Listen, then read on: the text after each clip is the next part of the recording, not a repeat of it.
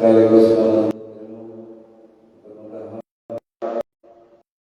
seluruh rangkaian ibadah kita, puasa kita, rumah kita, dan terlalu kita beri Muhammad SAW.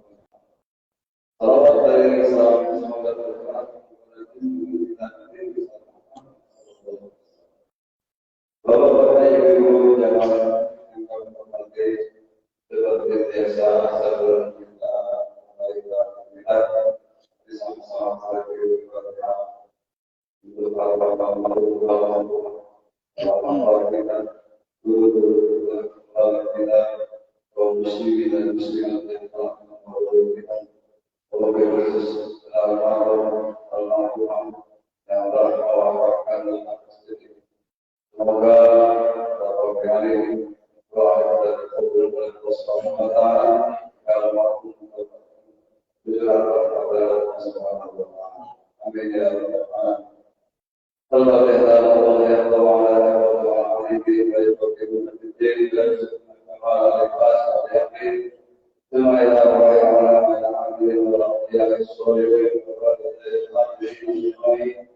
Allah yang paling menjadi wayang menjadi wasiat besar dari diri kami.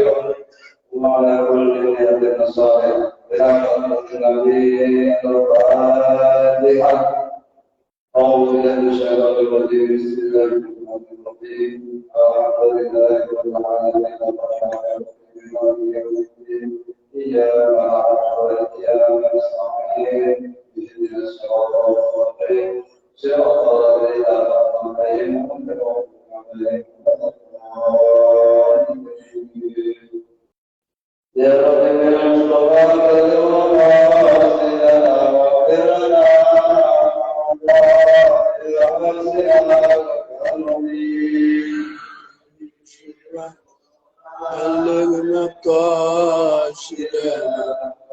لنا واغفر لنا يا واسع الكرم بلغنا قاصدنا واغفر لنا الله واسع واغفر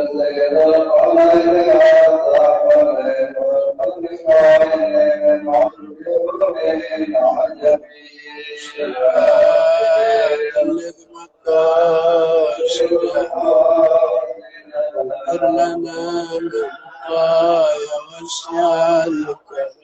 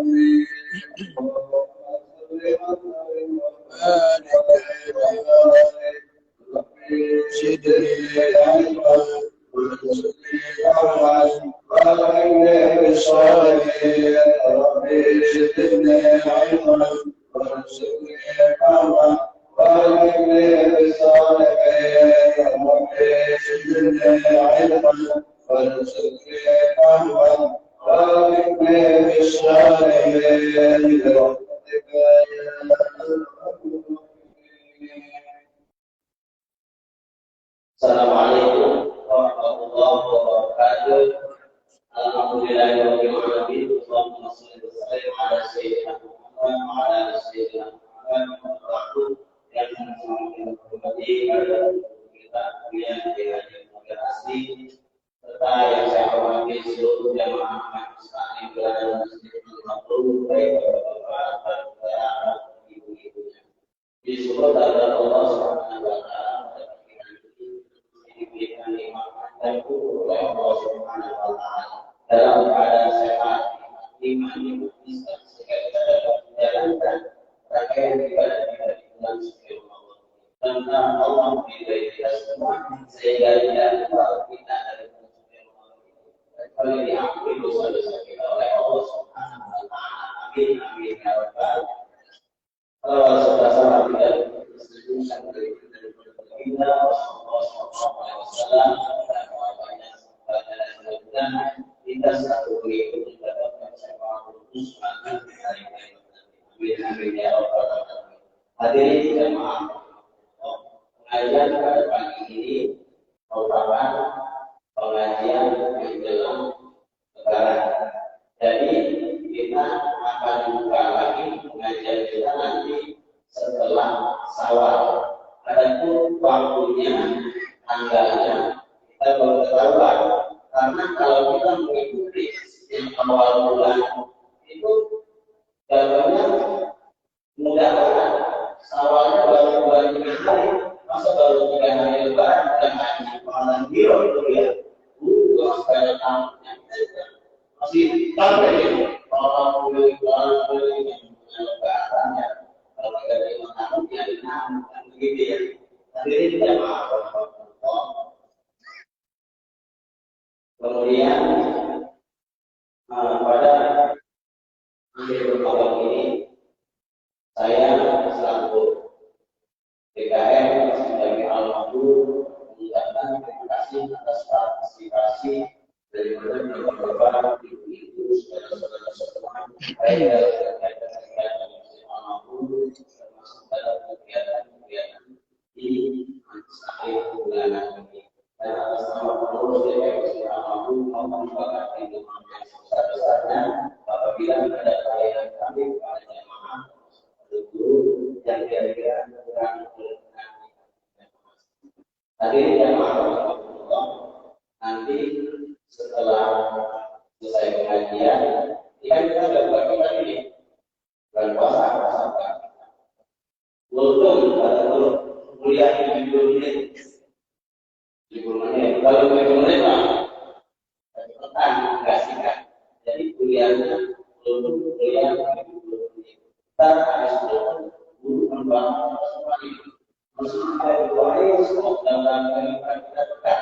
Hasil ilmu yang beliau insya Allah beliau atas ilmu yang beliau berikan kepada kita.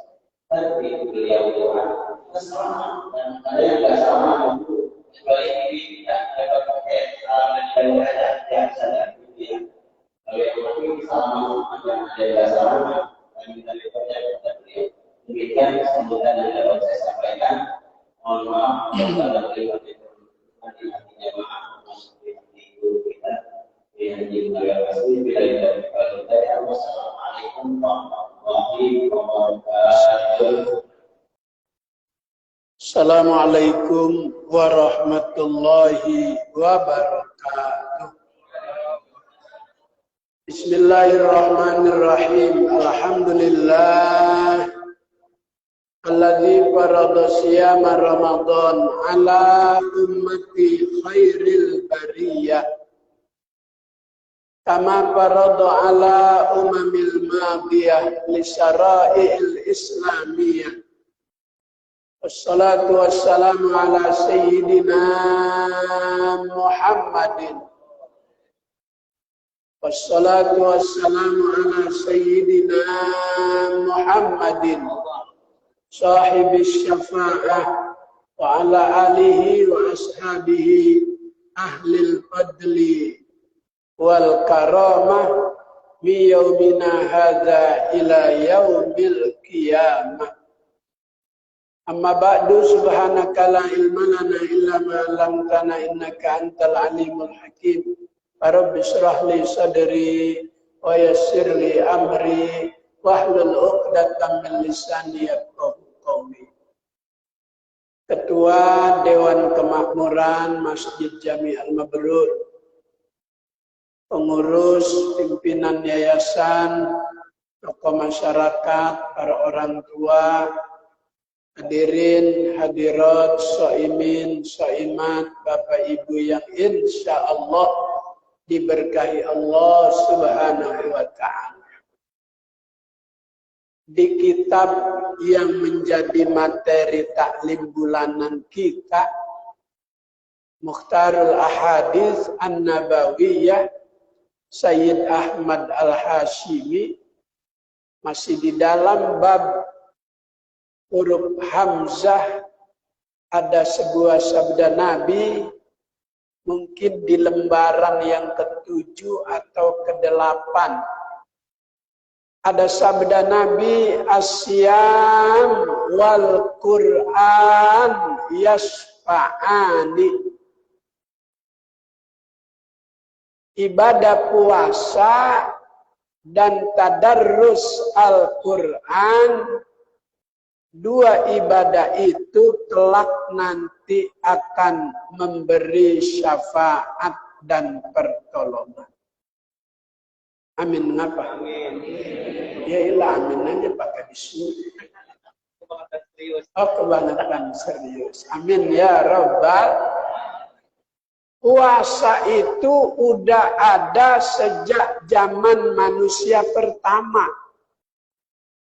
Makanya ayatnya kama kutiba alal ladzina min qablikum. Sebagaimana juga Allah wajibkan puasa kepada orang-orang sebelum kamu. Yang dimaksud Allah sebelum kamu itu dari manusia pertama. Nabi Adam dan umatnya juga Allah Ta'ala perintahkan berpuasa. Apa yang melatar belakangi Allah perintah Nabi Adam dan umatnya berpuasa? Ketika Allah turunkan Nabi Adam dari surga ke dunia, masih ada sisa-sisa kesalahan yang beliau melanggar larangan. Dari mana nampak perbedaan sisa kesalahan ada pada diri Nabi Adam? Warna kulitnya menjadi beda. Waktu di sorga Nabi Adam warna kulitnya putih. Begitu ke dunia berubah, ada hitam-hitamnya. Karena di dunia ada sengatan terik matahari. Anak zaman dulu kalau sering main di Bulakan kadang-kadang hitam. Lalu main di mana sih, keling banget, suka begitu gitu. Hah? Di bawah lumpur. Nabi Adam begitu turun ke dunia warna kulitnya hitam karena di dunia panas. Bu, enakan di sorga apa di dunia? Sorga. Emang udah pernah?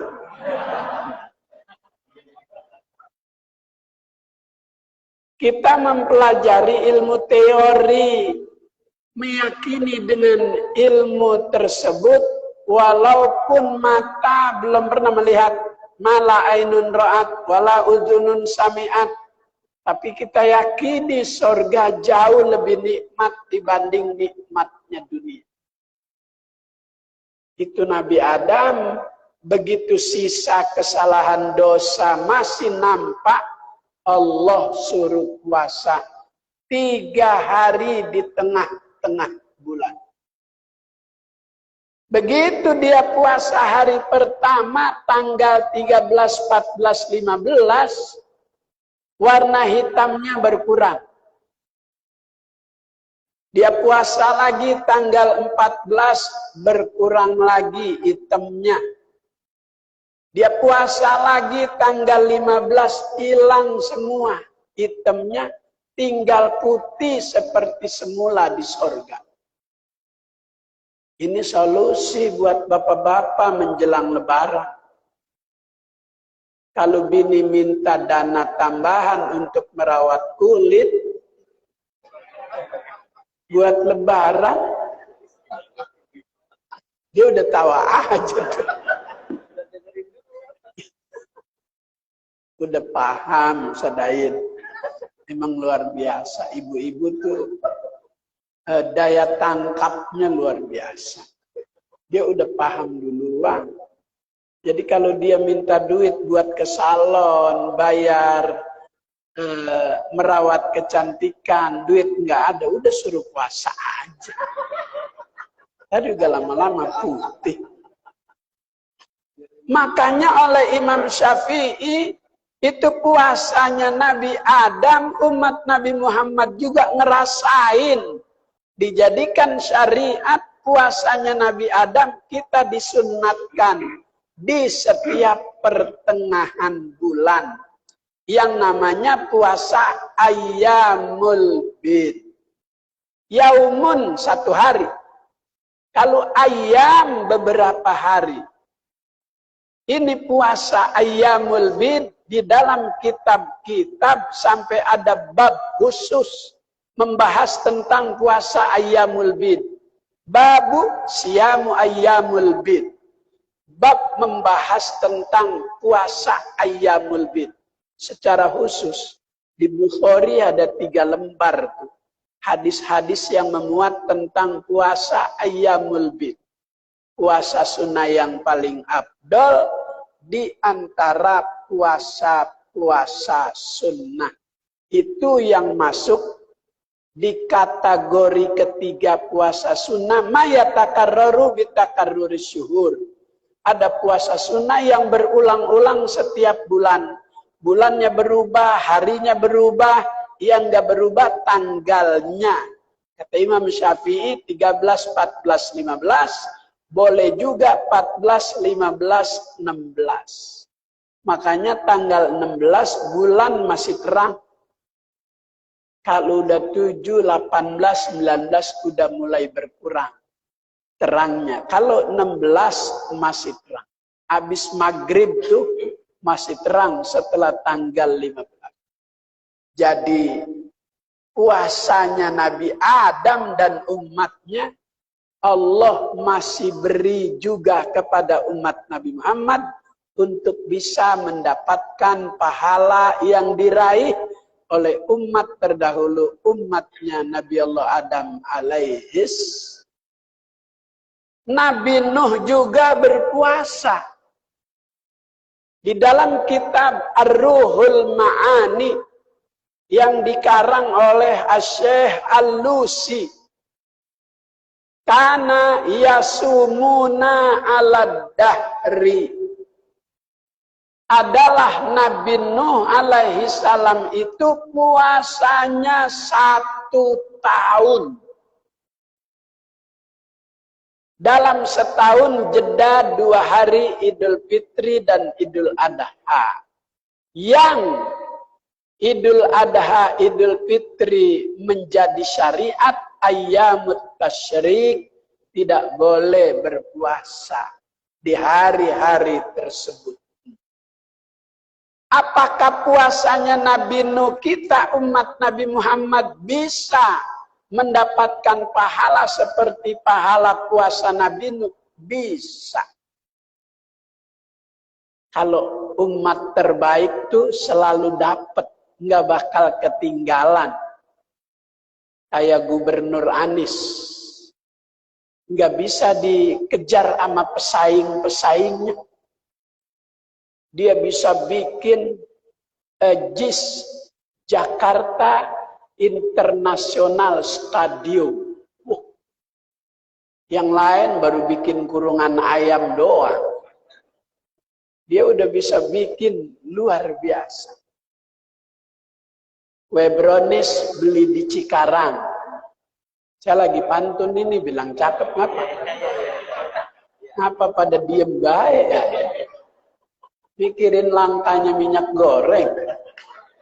Udah kalau udah ngadonin pastel, risol, combro, nggak ada minyak, rebus aja rebus. Saya lagi pantun bilang cakep. Kue brownies beli di Cikarang. Jauh amat.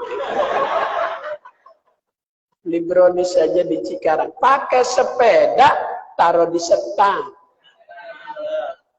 Anies Rasid gubernur sekarang, presiden di masa yang akan datang. Amin ya Rabbal. Kemarin saya ceramah begini di Masjid KPK, ada yang keluar 10 orang. Saya bilangin aja, wah itu beda tuh sama pantun saya. Dibalik lagi. Kita umat Nabi Muhammad bisa mendapatkan pahala puasanya Nabi Nuh setahun. Kata Nabi, man shoma Ramadana summa atba'ahu sittan min Syawal faka'annama shomad dahr.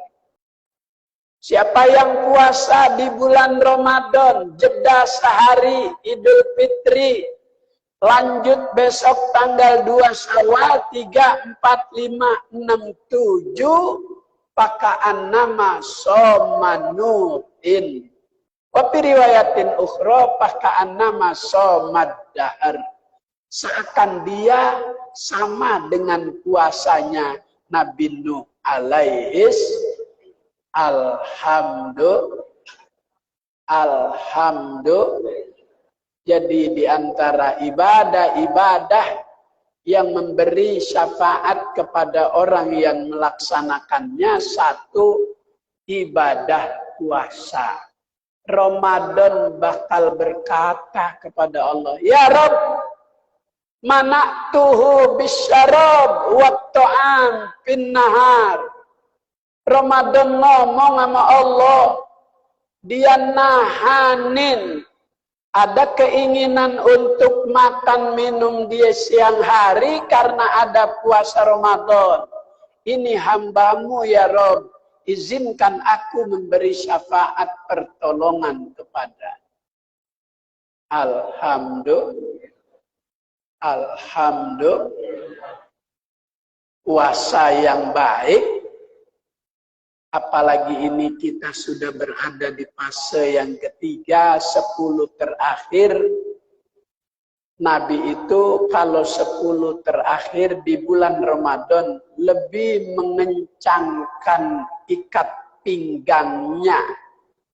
Artinya ibadah puasa beda peningkatannya dibanding 10 pertama kedua. Maka Rasulullah kalau udah 10 terakhir itu dia iktikaf. Iktikaf itu berdiam diri di tempat yang baik dan tempat yang tidak baik. Iktikaf menurut istilah bahasa. Karena ada orang juga zaman dulu iktikaf di bawah tepekong. Tepekong apa saudara? Anu Cina. Yakupuna ala asnamil lahum. Dia iktikaf di bawah patung-patung. Itu iktikaf menurut istilah bahasa. Tapi istilah syariat iktikaf berdiam diri di tempat yang suci dalam rangka mengejar kenikmatan ibadah. Maka innama ya'muru masajidallah man amana billah. Hanya orang yang beriman, yang ringan langkahnya, ringan ayunan lenggangan tangannya untuk memakmurkan masjid, meramaikan masjid di 10 terakhir ada iktikaf. Rasulullah pernah iktikaf bukan 10 hari. Isyrina yauman, 20 hari. Iktikaf itu minimal durasi waktunya sebanyak waktu ketika ruku dan sujud. Itu waktu minimal iktikaf. Ukuran orang ruku dan sujud. Maksimalnya 24 jam. Ada ayat yang terkait dengan iktikaf, wala tubashiruhunna wa antum akifuna fil masajid. Aturan syariat agama kalau kita lagi iktikaf tidak boleh bercumbu rayu, berhubungan badan dengan istri. Ayat ini turun karena ada sahabat waktu itu yang rumahnya dekat dengan masjid, iktikaf mau pulang. Asal balik ke masjid, basah rambutnya. Turun tuh ayat Allah. Wala tubashiruhunna wa antum akifuna fil masajid. Ayat ini turun terkait dengan seorang yang lagi iktikaf, tapi posisi rumahnya dekat sama masjid. Boleh keluar saat iktikaf hanya untuk kebutuhan makan minum. Setelah itu balik lagi. Nggak boleh sambil nonton sinetron Ikatan Cinta. Lagi iktikaf. Kegiatan-kegiatan yang bersifat agama, ada saudara meninggal, boleh pulang sebentar waktu sholat jenazah. Balik lagi selesai sholat jenazah. Ada orang yang iktikafnya itu nazar. Nazar itu yang sunnah diwajibkan oleh seseorang. Karena dia nazar, kalau nanti Ramadan saya sehat, saya nazar mau iktikaf 10 terakhir. Baru dapat sehari meninggal dunia. Maka orang yang iktikaf nazar mewajibkan diri, kalau di tengah jalan belum dapat sehari dia meninggal, maka yang melanjutkannya itu anaknya. Jika anaknya enggak mau, bayar fidyah. Berangkat dari sini nih, orang iktikaf meninggal dunia sebelum pada waktunya selesai, disuruh yang mengganti anaknya oleh Imam Syafi'i. Ini dijadikan dalil kalau ada orang meninggal sedekah 7 hari, suka ada bayar fidyah, kodok puasa. Maka ada juga di daerah-daerah selain kodok puasa, kodok sholat. Dalilnya itu tadi, orang yang nazar di tengah jalan belum selesai meninggal, yang meneruskan anaknya. Kalau anaknya nggak mau meneruskan, dia bayar fidyah 1 mud. Berangkat dari situ, kita orang Betawi kalau 7 hari, di samping itu beras dijadikan fidyah kodok puasa, digandakan menjadi kodok sholat juga. Jadi Imam Syafi'i berdasarkan tadi, maka dijadikan 1 fidyah kodok puasa dan sholat. Waktu saya diminta pendapat sama orang kaya, dia bos beras di pasar induk. Anaknya ada 7 laki-laki. Dia tanya, Pak Guru, Buya, saya dengar bapak saya nih waktu sakit ninggalin kewajiban ibadah sholat. Boleh apa kagak diganti sama beras? Kata anaknya. Saya bilang jangan. Kenapa saya bilang jangan? Anaknya masih muda-muda. Ntar kalau saya bilang silakan ganti sama beras, ntar dia kagak sholat lagi dia ganti sama beras. Jadi kalau memberikan jawaban, lihat dulu kepada orang yang bertanya. Begitu syariat, jika ada pelanggaran saat ibadah puasa, terjadi hubungan badan. Jika itu orang kuat puasanya, maka dia wajib ganti yang sehari itu dengan puasa 2 bulan berturut-turut. Fasyamu syahraini mutatabi'aini. Dia ganti tuh pelanggaran 1 hari puasa Ramadan, gantinya puasa 2 bulan berturut-turut. Enaknya kagak 2 menit, kagak enaknya 2 bulan. Kenapa dibikin aturan begitu? Supaya orang hati-hati saat berpuasa. Yang kedua, jika yang melanggar ini nggak kuat puasa, tapi hartanya banyak, maka ketentuan hukumnya pa'id amusittina miskinan. Dia harus memberi makan kepada 60 orang fakir miskin. Enggak jadi masalah kalau orang kaya. Kalau tadi disuruh bayar nempanin orang miskin 60 enggak kuat. Dia punyanya cuma bisa puasa doang. Kalau yang ini puasa kagak bisa, enggak kuat. Tapi hartanya banyak. Maka dia harus memberi makan kepada 60 orang fakir miskin. Jadi puasa yang mengikuti aturan, puasa yang nanti akan memberi syafaat. Yang kedua, Al-Quran. Dunia ini diisi oleh berbagai macam makhluk Allah. Manusia dengan warna kulit yang berbeda-beda, bahasa yang berbeda-beda, akidah yang berbeda-beda, kitab suci yang berbeda-beda. Ada Injil, ada Taurat, ada Zabur, ada Al-Quran, ada Serat Centani, ada Tautehki, ada Darmo Gandul.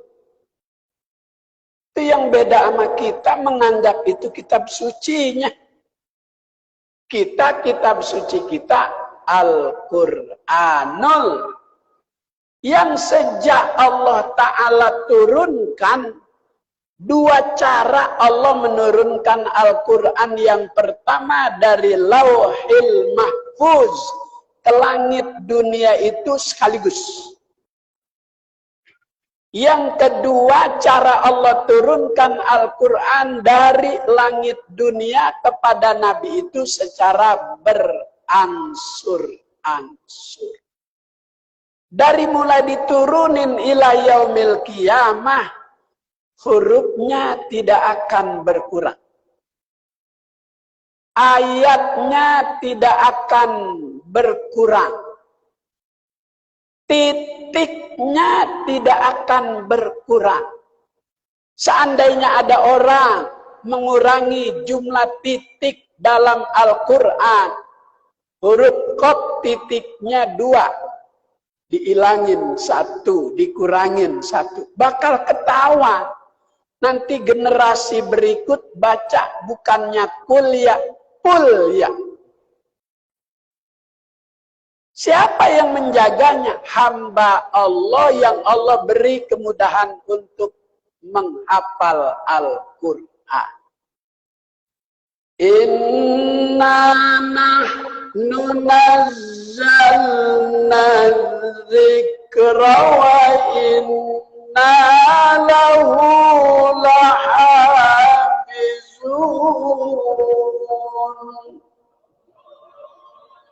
Kami, kata Allah, yang menurunkan kitab suci Al-Quran, dan kami juga yang menjaganya. Itu hamba-hamba Allah yang menghafal. Alhamdulillah, negara kita walau bukan negara muslim, tapi penduduknya mayoritas beragama Islam. Sampai dengan hari ini yang sudah hafal Quran itu hampir 4.000. Alhamdulillah, hampir 4.000 yang hafal Quran, fasih-fasih bacanya. Walaupun presidennya kagak fasih bacanya, tapi rakyatnya fasih-fasih sampai juara internasional. Ada yang 5 tahun udah hafal. Ada yang 7 tahun usia sudah 30 juz plus 3 kitab tafsir. Masya Allah. Kitab-kitab suci yang lain nggak ada ya tertarik pengen ngapal. Cita-citanya apa, Neng? Mau ngapal Injil? Kagak ada. Cita-citanya apa, Neng? Mau ngapal Zabur? Nggak ada. Tapi Allah beri daya tarik kepada anak orang Islam itu pengen ngapal Al-Quran. Karena itu Allah Ta'ala kehendaki dia hambanya untuk menjaga kemurnian Al-Quran. Titiknya berdasarkan riset seorang ulama yang bernama Al-Imam Ibnu Jauzi. Itu titik di dalam Al-Quran jumlahnya 1.025.000 lebih 300. Bak titiknya 1, tak 2 di atas, tak 3 di atas. Terus mulai dari bismillah sampai minal jinnati wan nas. 30 juz itu titiknya 1.025.000 lebih 300. Kalau Bapak Ibu masih ragu, kurang percaya dengan penemuan seorang imam, ntar pulang jangan buru-buru nyuci, ambil Quran dulu, buka hitung satu-satu. Saya mah daripada ngitung, mendingan saya percaya. Sebab enakan ngitung duit daripada ngitung titik. Kalau ngitung duit biar ngantuk juga jadi seger. Kalau ngitung titik biar seger juga jadi. Kitab suci itu isinya nggak bertentangan dengan naluri manusia. Manusia nggak betah hidup sendiri, tapi jika ada pendamping yang berlainan jenis perempuan, maka Nabi Adam nggak betah di sorga sendiri, hatinya terbersit. Ya Rob, ini sorga tambah sempurna kalau ada satu lagi makhlukmu yang berlainan jenis denganku. Belum ngomong baru terbersit, Allah ciptakan Siti Hawa dari tulang rusuk kiri Nabi Adam. Begitu ada di sebelahnya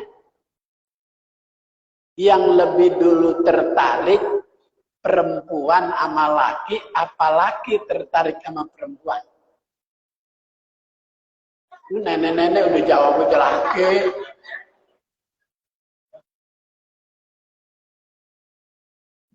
Itu normal. Kalau laki lebih dulu tertarik sama perempuan, Nabi Adam lebih dulu tertarik sama Siti Hawa, udah memegang aja. Kata Allah, jangan pegang dulu, karena baru saja aku menciptakan.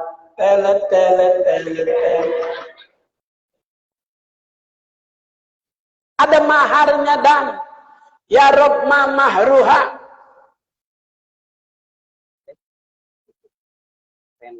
Pengen ngaji. Alhamdulillah. Asal jangan dikencingin aja gamis.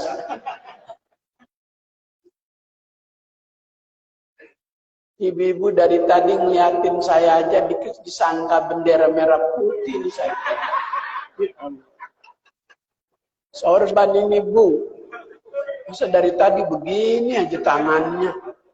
Disuruh berkibar saya. Kita buru-buru. Sadaji Fahri jemput udah mepet waktu. Setarik-tariknya sorban kena merah. Padahal mas saya kagak demen sama yang merah. Dulu bensin naik, Presiden SBY nangis saja itu dia. Sekarang dia yang naikin. Bu, Al-Quran itu isinya sesuai sama naluri manusia. Kalau manusia pengen kawin, Al-Quran udah berbicara itu. Wa min ayatihi an khalaqalakum min anfusikum azwaja. Supaya apa tuh? Ada pendamping hidup. Litas kuno ilaiha. Ada tujuannya. Kitab suci sudah berbicara itu. Kalau manusia butuh makan, butuh minum. Quran udah bicara. Kulu washrobu. Silakan makan, silakan minum. Tidak dilarang. Yang dilarang oleh kitab suci. Walatasrobu. Jangan berlebihan. Doyan pala kakap, silahkan. Ada di restoran sederhana, sore pagi Sudirman, Jalan Saharjo, Jakarta Selatan. Itu pala kakap gede, segede ban Vespa. Itu daging di lempengan kuping, tebal kayak sendal jepit semalam. Silahkan makan, kulu, wala tashrabu, tapi jangan berlebihan. Kalau berlebihan makan, apalagi yang kadar gula kayak nasi, kalau di Padang kan diukur tuh nasi pakai batok kelapa. Ada yang makan sekali 5. Kalau itu berlebihan. Kalau makan malam sekali 5, langsung tidur berakibat fatal. Nanti ada benih penyakit diabetes gula. Kalau gulanya udah overdosis 400, 500, dia bakal terus pindah ke lambung, ke jantung, nanti bisa mendadak berat angkat kaki, berat angkat tangan, nggak bisa bicara. Apa tuh namanya? Itu penyakit berat. Segerobak aja berat. Apalagi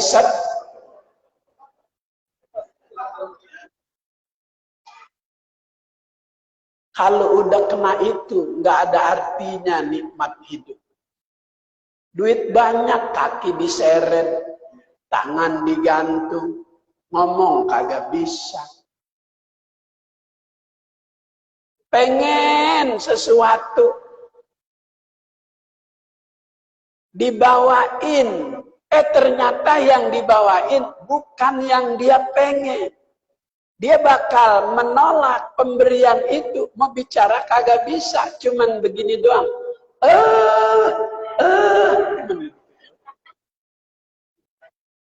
Udah nggak ada nikmatnya hidup kalau udah begitu. Itu pengaruh berlebihan.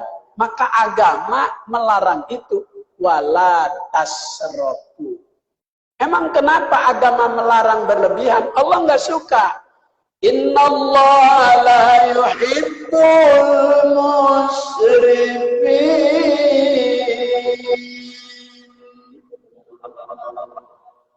Allah nggak suka sama orang yang berlebihan. Minyak pakai seperlunya aja, jangan sampai dijual ke luar negeri. Di negerinya aja lagi kekurangan.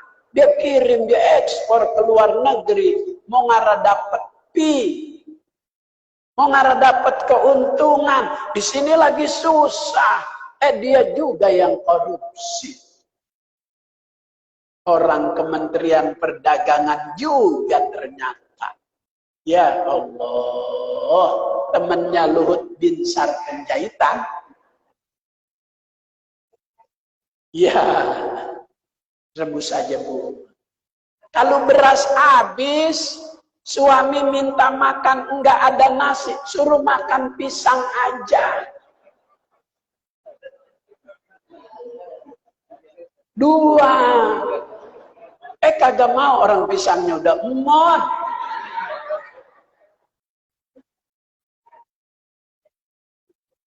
Masya Allah. Sadain sampai jam 8. Sampai jam 7. Memang kalau orang ahli surga begitu tuh. Demen banget sama ngaji.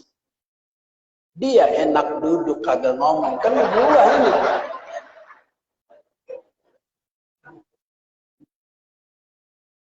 Ada sebuah sabda Nabi yang berbunyi man qara'a suratal humazah fi faridatin, siapa yang biasa membaca surah wailul likulli humazatil ila akhiri ayah fi faridatin, pada saat sholat fardu.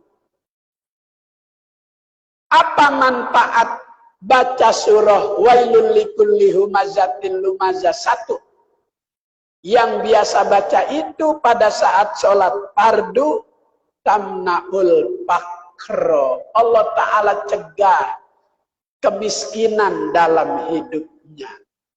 Itu orang yang baca itu rezekinya gampang. Ya Rabbal. Manfaat kedua, Allah Ta'ala undang rezeki buatnya dari mana aja datang.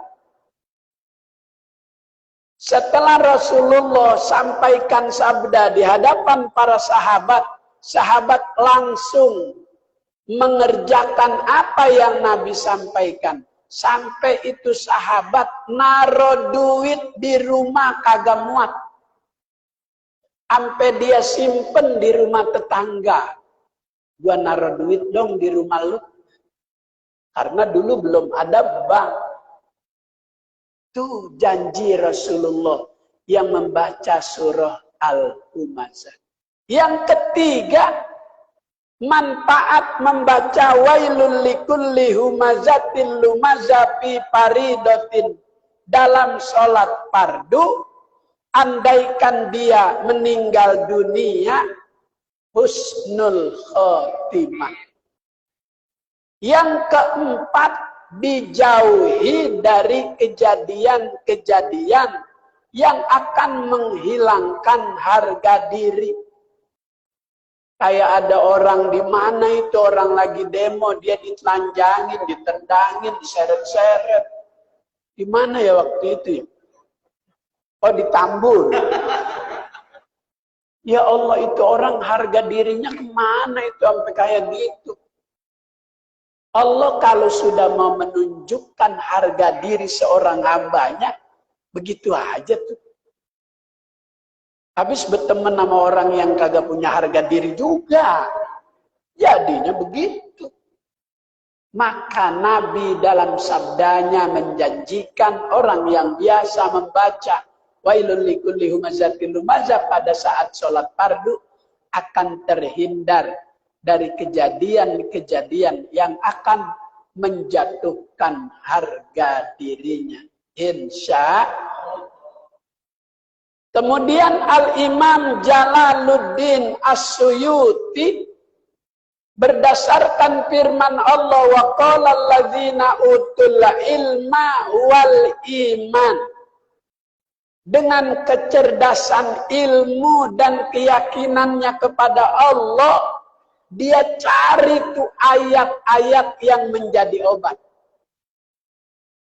Yang pertama, kata Imam Jalaluddin As-Suyuti, apabila seseorang merasa sakit di bagian kepala, entah itu bahasa dokter nama penyakitnya vertigo atau migran, kalau zaman Baba Haji Burhan dulu namanya 7 keliling. Mulai dari Rawa Bebek ke Rawa Kuning, muter aja 7 kali. Itu dulu pala sakitnya begitu tuh. Kata Imam Jalaluddin As-Suyuti berdasarkan keyakinannya kepada Allah, fa idza maridtu fa huwa yashfi. Allah yang memberi penyakit, Allah juga yang memberi obat. Berdasarkan keyakinan dia cari, ada obatnya. Pertama, selesai wudhu, jangan dikeringkan itu tangan, tempelkan di kepala bagian kiri dan kanan, sambil membaca lau anzalna hadzal qur'ana ala jabalin la ra'aitahu khashi'an mutasaddian min khasyatillah. Yakini bakal sembuh. Kalau ibu udah baca juga lebaran kurang 2 hari masih puyeng aja. Itu bukan vertigo, itu mah bukannya migrain itu. Ajak ke toko emas. Buat lebaran beliin dah 30 gram tangan kanan, 30 gram tangan kiri. Kagak puyang-puyang sebulan. Ya saya ngomong begini ntar dia pulang pura-pura puyang lagi.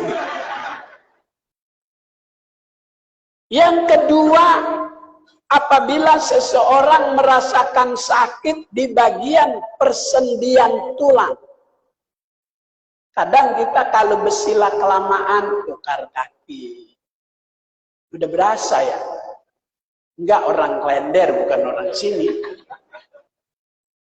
Itu kata Imam Jalaluddin, sama proses pengobatannya, wudhu dulu, nanti telapak tangan sisa wudhu jangan dikeringkan, pegang bagian sendi yang terasa sakit, bacakan fa'in tawallau faqul hasbiyallahu la ilaha illa huwa alaihi tawakkaltu wa huwa rabbul arsyil. Makanya orang dulu pada kuat-kuat. Sampai bongkok masih jalan ke musola, masih jalan ke langgar pakai tongkat. Ada yang masih naik ke mimbar khutbah, udah bongkok. Alhamdulillah. Jamaah mukanya mana itu? Emang orang udah bongkok, menikah apa? Insya Allah. Badan boleh bongkok, tapi semangat nggak bongkok. Kayak kita, puasa itu Allah Ta'ala didik. Fisik kita lemah, nggak makan, nggak minum. Berapa jam tuh dari jam 4, 5, 6, 7, 8, 9, 10, 11, 12, 1, 2, 3. Beberapa jam nih perut kosong. Maka fisik lemah, tapi mental kuat. Makanya perang Badar yang menang yang puasa. Umat Nabi, tentara yang dipersiapkan perang, perintah Allah saat Ramadan cuma 300 lawan 3000. Ahli strategis perang mana tuh yang bisa memprediksi 300 bisa menang lawan 3000? Fisik boleh lemah, tapi mental dibikin kuat oleh Allah. Kita lapar, haus, leher kering, begitu azan zuhur girang. Alhamdulillah. Nyampe zuhur, dikit lagi maghrib. Padahal masih lama. Dia kata dikit lagi ke kumur, lama banget. Biar ademan dikit gitu. Ramadan. Yang ketiga, jika dalam hidup bermasalah pada keturunan, pada anak, susah diatur, susah diarahkan, jangan dulu ngeluarin omongan yang kagak baik. Sebandel apapun anak bilang, anak soleh ya Allah, pinter saya, mudah-mudahan jadi presiden, bukan presiden yang sekarang, bukan, presiden yang nanti. Nah, umur berapa ntar tuh? Sayang. Imam Masjidil Haram Syekh Abdurrahman Sudes itu bisa jadi imam sampai saat ini karena kemauan orang tua. Upaya maksimal orang tua. Abdurrahman Sudes kecil 5-7 tahun bandel. Orang tuanya ngundang Imam Masjidil Haram makan siang. Begitu makan udah disiapin, itu Abdurrahman Sudes ngambil pasir, disiram itu makanan pakai pasir. Kata emaknya, ya Allah, imam besar Masjidil Haram, anak soleh, pinter, jangan sayang. Coba kalau kita, la ilaha illallah, lu anak siapa sih? Dia kata anak siapa? Sampai lupa tuh. Kalau kita punya cucu, punya anak yang rada sulit diatur, saat dia tidur, kita wudhu, tempelkan telapak tangan di keningnya sambil bacakan inna anzalnahu fi lail sampai selesai. Insya Allah Allah rubah itu perilaku kehidupan anak tersebut. Inilah kuasa dan Al-Quran memberi pertolongan, memberi syafaat. Mudah-mudahan anak kita Allah Ta'ala jadikan anak yang pandai membaca Al-Quran. Anak yang soleh, ahli ilmu, ahli ibadah, cinta kepada kitab suci Al-Quran. Allahumma arhamna bil-Quran waj'alhu lana imaman wa nuran wa hudan wa rahmatan. Allahumma dzakirna minhu ma nasina wa 'allimna minhu ma jahilna warzuqna tilawatahu ana al-laili wa atrafan waj'alhu lana hujjatan ya Rabbal Allahumma nawwir qulubana binuril Qur'an zin akhlaqana binuril Qur'an zin buyutana binuril Qur'an ja'al auladana wa ahlana min ahlil Qur'an wa ahlil ilmi wa ahlil ibadah rabbana atina fid dunya hasanah wa fil akhirati hasanah sallallahu ala sayyidina Muhammad wa ala alihi wa sahbihi wasallam alhamdulillahi rabbil alamin sallallahu ala Muhammad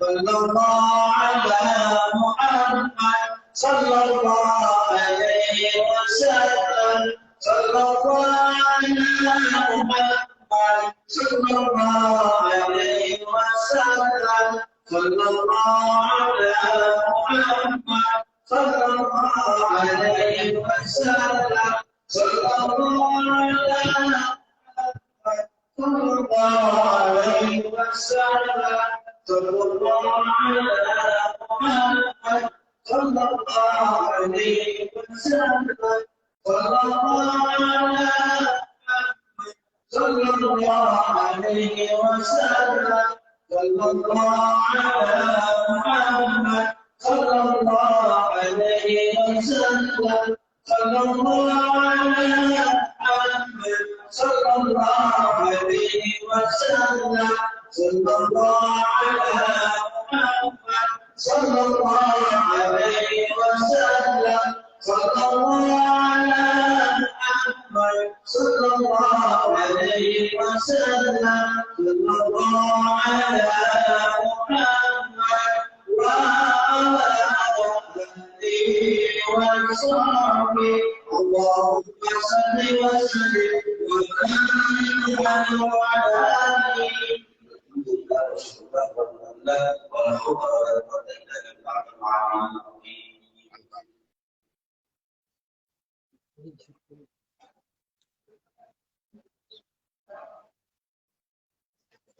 Duran.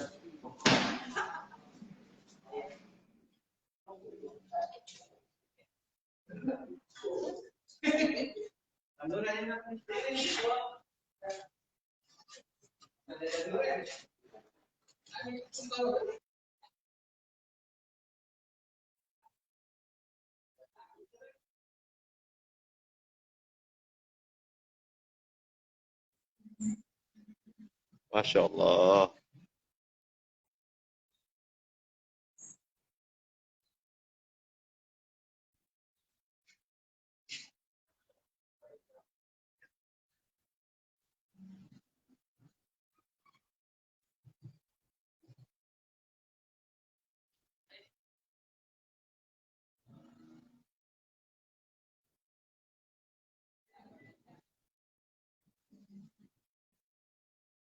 Alhamdulillah. Assalamualaikum.